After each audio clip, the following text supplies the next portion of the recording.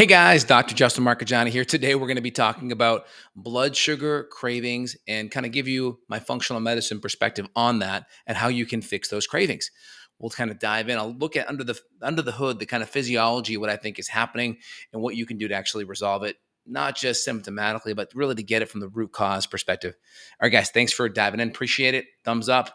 Give me your comments down below. Love to see it. Make sure you sub as well to get access to more of this great content. So, first off, why do you have blood sugar cravings? In my career, there's a handful of just commonalities that tend to repeat itself over and over and over. There's palliative nutrient support we can do supplementally that will help with cravings.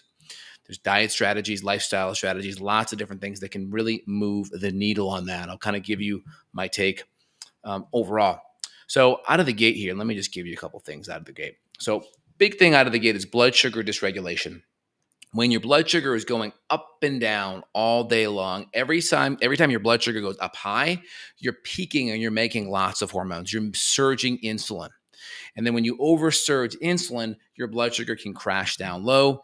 And we call this a reactive hypoglycemic response. The blood sugar is going up so fast, just like a roller coaster does. It goes up so fast and then it crashes down. You get all the butterflies and the exhilaration. Same thing on the way down with your blood sugar. This is where you have adrenaline. This is where you have cortisol. And so then this is going to now create cravings. Because when your blood sugar crashes, these stress hormones are going to cause you to want to crave more. Why? Because natural stress adaptation was your body takes cortisol, it mobilizes glucose, and that glucose is there so you can run, fight, or flee. The difference is we don't need to mobilize glucose to run, fight, or flee per se, because we're not running for our life. It's someone cut us off in traffic. Oh, we're stressed because of work. The cravings, that the stressors that we have now from a prehistoric standpoint aren't the same. We needed that glucose to run, to fight, to get away, to save our life. Now, we don't really need that glucose. Like, I'm sitting in my car, I'm pissed off because the person in front of me flipped me off and cut me off. Do I really need that glucose surging for me to finish driving home? Not really, right? So, a lot of our stressors today, we have this maladapted stress response, which for probably tens of thousands, however long we've been around, has served us well because that energy source helped us get away from whatever was happening. Now it doesn't. It really doesn't for the most part, unless you're playing in a sport of some sort. And so essentially what's happening here is we have to manage that. And so the key thing out of the gate is we have to make sure our blood sugar is not constantly going up and down. I call this reactive hypoglycemia. Blood sugar goes up, our body reacts, drops it down, and then it drops it down. The faster it goes up, the faster and the lower it comes down. That's going to create cravings. That's going to create adrenaline issues and adrenal issues. So adrenal issues meaning it's going to negatively impact cortisol over a chronic time frame. If you do this for years, I can tell you most patients I see, when you run a full history of like, tell me about your diet 10 years ago, 15 years ago, most of the time you're going to see processed carbs, sugar, very low protein and fat to start the day. That starts you on a blood sugar roller coaster because then now you have cravings that are coming about from this blood sugar roller coaster ride you're on. And that's going to dictate what you choose for lunch. And that's going to dictate what you choose for dinner. And then if you're someone who's uneducated, let's say you're a kid, right, who just kind of goes at the whims of what they're craving. Oh, I want sugar, right? They get it, right? And they literally live their life on a blood sugar roller coaster. My kids who are educated, who we teach them and we provide them only good stuff, they still have these cravings, right? And so we have to educate them and start their day off with some eggs and some sausage or some coconut yogurt and collagen, right? We try to do just simple, easy things that start the day with good protein, good fat, because that stabilizes the blood sugar. So the more you can snake your blood sugar along, proteins and fats being the foundation, you adjust the carbs according to your metabolic type. Are you at a good weight? Do you like your weight that you're at? Are you going to be more active as a post-workout? If you need to lose weight, we go more to fruits. We go more to non-starchy vegetables, and any fruits are going to be more on the low sugar, low glycemic side. And if we're more active and we're already pretty good shape, pretty lean, pretty good muscle, then we may add in more starchy carbs. And then if you're going to do more carbs, you backload them, tend to do more of those starches at night.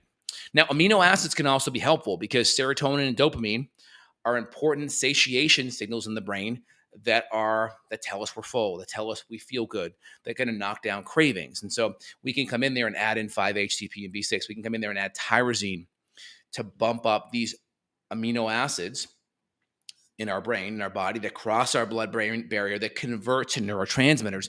And that's going to send satiation signals and make us feel good.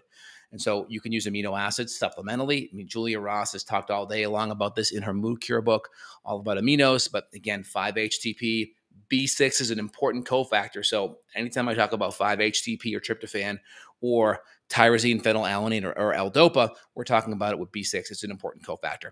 Of course, there's some other nutrients in there like calcium and vitamin C and folate and B12. So I always would recommend these nutrients with a let's just say a good multi in the background, and of course a good whole food template, keeping the macros intact. These amino acids can be very powerful in managing these blood sugar swings. Now, meal timing is important because we talk about snaking our blood sugar along, right?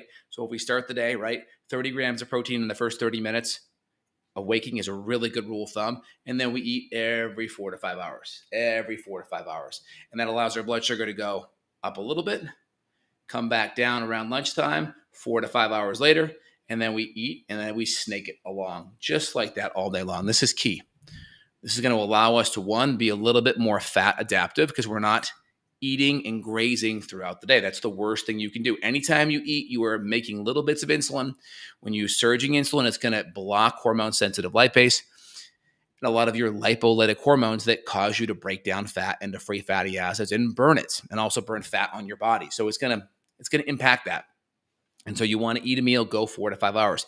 Now, if you're healthier, you can definitely skip breakfast, or you can do a lower protein meal, 20 grams or less, and keep the mTOR down. So you're kind of having some anti-aging strategies and you're still getting the cellular autophagy effects of fasting. So you can keep your mTOR down. That's what I do. I try to keep my collagen around 20 grams of protein in my coffee and MCT in the morning. This is a great strategy to still have the anti-aging benefits, still have some protein, some fat, get some ketones going. Ketones, when you keep your proteins and fats up, especially proteins moderate in the morning, 20 or less, and your fats up, you're going to really start to surge a lot more ketones in your bloodstream, which is going to tell your brain you're full, you're satiated. And so that starts your day out so you don't have cravings.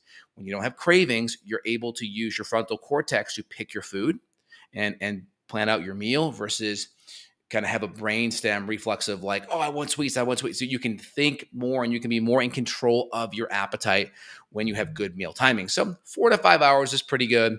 Start your day with a really good breakfast. That's going to be key. 30 grams of protein in the first 30 minutes. Again, if you want some of the mTOR benefits, you can do the 20 grams of collagen in your coffee with some fats. Some good ketogenic fats are going to be excellent. That's going to start your day with good low cravings, spitting out those ketones. Ketones have a natural appetite suppressant quality to them. Nutrient density. There's something to be said for the fact that your body is going to crave food until it gets the nutrients it needs. This is the reason why you can eat lots of calories today, but not get a lot of nutrients. So I only care about calories if we're getting enough nutrition in them, because if we're low calorie, that means we're probably low nutrition, if you will. And so nutrient density matters. This is where organic food comes in, like good, healthy, grass-fed beef, pasture-fed eggs. I had Joel Salatin on my podcast years back, and he would send his eggs to the lab, his organic pasture-fed eggs, and they would have 20 times more folate than the conventional eggs. So there's something to be said for your brain is basically looking at the nutrients coming in and the food coming in. Oh, I ate this egg or this beef, and hey, it's got 80% less nutrients because it's conventional. Do you think your body's going to say, hey, send satiation signals, or should I keep the satiation low, keep the appetite high so we can get more food / more nutrients in? The latter, I think. I think the body's going to keep the satiation low, the cravings up, so you continue to bring more and more food in there. I would also say, too, the body's timing or satiation signal is a little slow. It's about 10 to 20 minutes slow. You have to know that. So you create a reasonable meal based on what you know you need calorically or / nutritionally. And then you eat that food and you give yourself 5 or 10 minutes to let your brain kind of reset and calibrate. When you're eating protein, you get lots of good satiation signals like peptide YY, adiponectin, cholecystokinin for liver gallbladder function. These signals take a little bit of time to feed back to the brain, to the transverse lateral nucleus of the hypothalamus to say, hey, I'm full. Take some time. And so you need to give yourself that 5 to 10 minutes after you eat your meal, chew your food up fully, right? About 30 chews, oatmeal-like consistency is pretty good. Making sure malabsorption, you're able to absorb. Chew your food up really well. If you just eat goblets of protein, like chew, swallow, not good. Get your chews in there, oatmeal-like consistency, get your enzymes and acids in there if you're eating more protein, if you have any gut issues, because the malabsorption matters. So really important. kind of stringing everything together. Malabsorption, if you have gut bugs or SIBO or other tummy issues, or you're chronically bloated or nauseous, these can impact your appetite. So you got to make sure you have good enzymes and acids, good food choices, good anti-inflammatory, good protein, good fats. Then we make sure we add in hydrochloric acid or enzymes, or look deeper under the hood. Is there any gut bugs or stressors under the hood that could be impacting your digestion? So these are good things to look at so you can get to the root. So from a functional medicine standpoint, blood sugar dysregulation. In summary, the more you snake your blood sugar up like this and create this reactive hypoglycemic roller coaster, okay, you're going to have problems. Reactive hypoglycemic roller coaster, big problems. You want good proteins and fats, and then you can adjust the macronutrients on the carb side according to your activity level, your metabolic type, how much extra weight you have, or are you at a good weight? And then you can adjust it accordingly. The closer to your weight, you can do more carbs, more starch, more fruit. The farther away, less carbs, less starch, less fruit, more non-starchy vegetables. Amino acids play a big role, right? 5-HTP, serotonin, tyrosine, dopamine play a big role in satiating signals to the brain. So eat protein, but also you can supplement it on top of that. 100 to 300, 100 to 400 milligrams of 5-HTP with B6 at around 30 or so milligrams. Tyrosine anywhere between 3,000 to 6,000 milligrams is a good starting point. Put a good multi in the background. I'll put links below to specific products I use with patients for the last decade and a half. Again, I think it's the different names are going to be Dopa Replete or Dopa Replete Plus and Serotonin Replete. Good multi in the background. Again, fish oil can be helpful too. All excellent things. Meal timing. Do not skip breakfast. Breakfast that's like it's like the turning point of the day. It's like the cornerstone, right? It's like when you build something, you have the cornerstone. That's the first part, and everything comes off of that. It's the cornerstone of your day is a good, solid breakfast, 30 grams of protein in that first 30 minutes of waking, at least that first hour. Now, again, if you're healthier and you're already lean, can you do intermittent fasting? Can you do lower protein types of strategies? Yes, you can. Again, this video is more people that are struggling with cravings. If you're struggling with cravings, you want to start the day with that good 30 grams of protein, good fats, go 4 to 5 hours. And again, one little, I would say, pearl, if I put it on the meal timing side, if we go back to my little chart here, we go on the meal timing side, where people mess up meal timing, and I actually have followed to it as well, because here it is, 8:30 p.m. my time. I have not had my dinner yet. I took my kids to their little CrossFit workout, took them home, got them, cleaned up, brushed their teeth, put them to bed. I'm like, I got to do a video. I come back down to my office, crank out this video. I'm going to go get my Air Bike, my Echo Rogue Air Bike. I'm going to do a 10-minute interval, and then I'm going to eat at 8:45. It's a little bit late, right? So I got my lunch at 1:30, 2 o'clock, my dinner too late, 6-7 hour gap. Because I had good protein and good fat at dinner and I'm pretty keto adapted, I can manage that, right? It's not my normal routine. But if you go 6-7 hours between, let's say, lunch and dinner, that could throw you off and create a ton of cravings at dinner time. And this is where you gotta remember that, right? If you go too long, most people mess up. They go too long between lunch and dinner. They'll have lunch, let's say, at noon or 1. They'll do all their workout stuff, all their family obligations, kids' practices, come home. Maybe they eat at 7. And now they have a 2-hour gap, 2-hour longer period between lunch and dinner. And that may create cravings. And they may want to go back and have dessert an hour or 2 later. Now, if that happens, really simple. I just plan out a good dessert. I'll have my magic spoon or some kind of a keto cereal, or I'll have some high quality dark chocolate, or I'll have some coconut yogurt and some berries and some cinnamon. So I just try to plan out in my head, like, what are my 3 desserts that I'm going to have an hour later that are going to have some good protein, some good fat, maybe a little bit of sweet, but the sweet will be down kind of low from a glycemic sugar standpoint. So I hope that helps, guys. And then, of course, nutrient density. That means organic food quality. Stay away from the pesticides, the GMOs, all that stuff. That's going to wreck the topsoil, and that's going to impact the nutrient density in the foods, all the chemicals. So make sure it's clean, good food quality. Get your gut working. Add in enzymes and acids if you need. All right, guys, hope you enjoyed today's video. If you did, please let me know. There'll be links down below. We'll have links to the specific supplements I'm talking about and anything else for coordinates to reach out and schedule with myself and my team. There'll be links down below where you can reach out and schedule on the functional medicine side if you want to dive in deeper. Again, the big things you got to look at are going to be the adrenals. Chronic blood sugar up and down is going to create adrenal stress. Got to look there. Maybe even thyroid too. And then definitely at the gut, especially at his absorption things. Got to look there as well. Let me hit some questions with you guys here. All right. Yeah, big struggle. It's like cocaine, says someone here in the chat. This is true. They've done rat studies where they've offered rats like cocaine or Oreo cookies, and they will go after the Oreos every time. And so You want to manage your blood sugar. Cravings don't happen in a nutshell. They happen because you did not win the day. You win the day by starting your day out right. How you start the day is you hydrate, you get your electrolytes, you get your good blood sugar stability, your good nutrients. You time up your lunch. If you can hit breakfast and hit your morning in stride, you're going to do great. Now, you want to go do intermittent fasting or that stuff, it's fine. That's a whole different video, though. What's your opinion on Deplin? How much more of a higher dose than over-the-counter folate? Oh yeah, Deplin. That's the pharmaceutical grade like folate.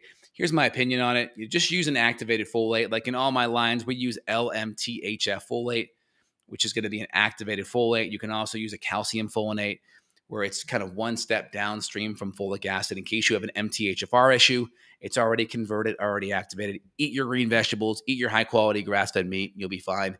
If you need more on top of that, get a good organic acid test, see how your FIGLU, 4-aminoglutamate, your methylmalonic acid, see how those B vitamin markers are doing.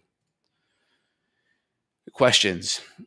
Any tips for preparing for an MRI? Nah, I don't really have any tips per se. I'm not sure how much radiation or oxidative stress an MRI would cause. I know like a CAT scan or an X-ray obviously would create oxidative stress due to the radiation.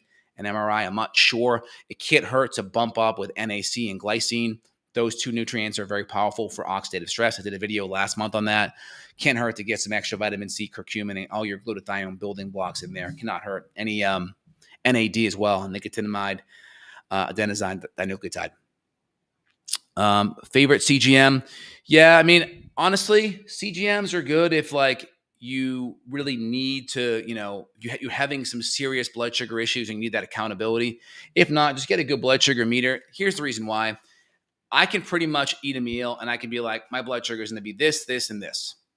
Fasting 1 hour, 2 hour, 3 hour. I can just tell you, because once you've have a pattern of how you eat, how you move, and you've tested a couple dozen times, you're going to know I got about a hand worth of protein. My carbs are mostly vegetables. I'm going to have a palm worth of starch, and I'm going to go for a 5-minute walk after my meal. My blood sugar is going to be 115. 1 hour after a meal, back to around 100, and then back at 95, 3 hours. You can kind of know. And so starting off, I think it's okay to get a CGM. I have one down there. You got the Freestyle Libre and the Dexcom.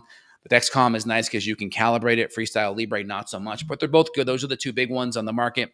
So you don't have a ton of options. Those are the biggies. And then the Keto Mojo is nice. I like it because you got an app that you can plug into on your phone. It Bluetooths to your phone. And also you can log in on the website and you can see everything graphed. So you can be like, all right, I'm going to do a fasting. Boom. I'm going to do a 1 hour, 2 hour, 3 hour.